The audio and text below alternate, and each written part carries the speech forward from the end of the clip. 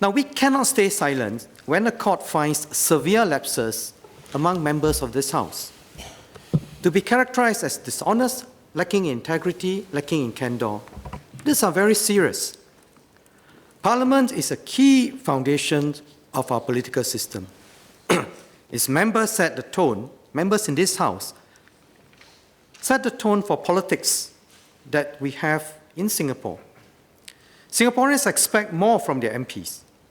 If we let things go unanswered, Singaporeans will be right to ask what kind of a system we have today. Now, whether it is a clean and incorruptible Singapore that we have worked hard to maintain all these years, whether they can trust the people who they have elected to represent and serve them, whether the political leaders, whether from the ruling party or the opposition, deserve to be trusted. Throughout this entire saga, the WP has avoided giving any straight answers. They have not explained why they went out of their way to advocate a waiver of tender and the appointments of FMSS, despite claiming that there was nothing wrong with what they did.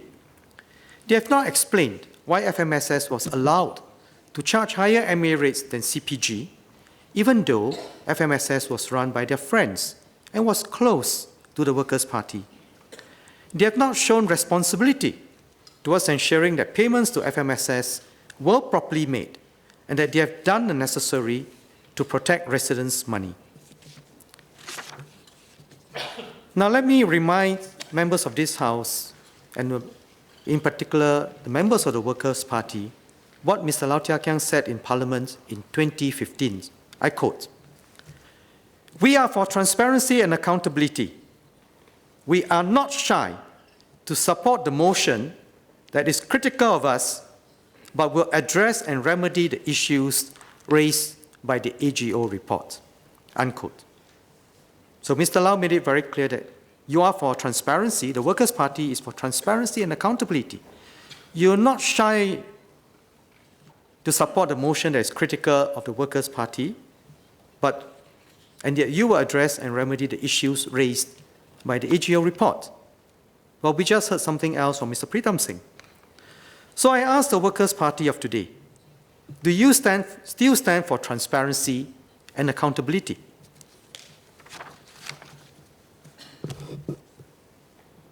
In fact, I was very disappointed that earlier Ms. Silver Lim, at the initial stage of our discussion of our motion earlier today, chose to hide behind the ongoing appeal despite serious concerns that the judgment has raised. And I was even more surprised that Mr. Pritam Singh repeated the same point. Now, I want to remind this House that all that I'm asking this House to do is to ask Ms. Silver Lim and Mr. Low Thia Khiang two very simple questions. Given the severity of the judgment, is the Workers' Party prepared to have Ms. Silver Lim and Mr. Low Thia Khiang recuse themselves from all financial decisions of the AHTC? This is a list that they can do, right? There is no admission of guilt involved, simply whether are you prepared to give your residents some reassurance. Now, Mr. Walter Tessera and Ms. Antia Ong earlier on mentioned about your concern of whether this is a partisan debate. Now, let me remind members of this House that it was not the Ministry of National Development, it was not the HDB that sued the Workers' Party.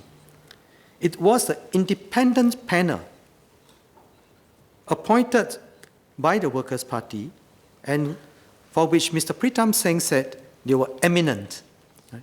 Consisting of senior counsel, 2 senior counsels, and 1 head of an audit firm. Now, it was also the High Court that characterized their behavior as dishonest, lacking in integrity, candor, and transparency. And it was a court of appeal that raised this question of their behavior was of questionable legality. So, Like Mr. Desmond Lee, I'm very troubled that Mr. Faisal Manap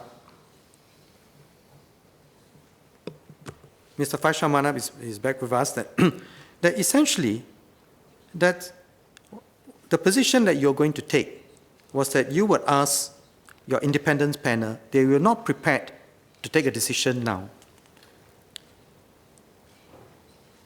You're not prepared to take a decision. Now, sadly, Mr. Pritam Singh reinforced that and said that you have refused to give your residents the assurance that Ms. Lim and Mr. Lau will no longer be involved in financial matters for AHTC. As I said in my speech earlier, this is a basic step that any company whose officers are embroiled in such a case, more so after a strongly worded judgment has been passed, would have asked their officers to do. Even the company would have done that. They need only to look at the example of Ang Mo Kio Town Council, which my colleagues have explained earlier, and that the government has shown that it will act against any wrongdoing, no matter the party. It does not sweep things under the carpet. And Mr. Faisal Manap also indicated he refused to take steps to protect public funds and to protect their residents' money. You are the chairman of the town council now. Given this position, the government will be forced to express its concerns to HTC's own independent panel. Now, on the second part, the second key question which I raised, which is to ask the Workers' Party members whether they would join with the government MPs to set up some basic principles for the conduct of MPs, both inside and outside the House. To be honest in our dealings with our fellow town councillors, to be honest in our statements in Parliament, or indeed in any forum, including the courts. To put the interest that we represent above, to put the interests of the residents we represent above that of ourselves and our friends.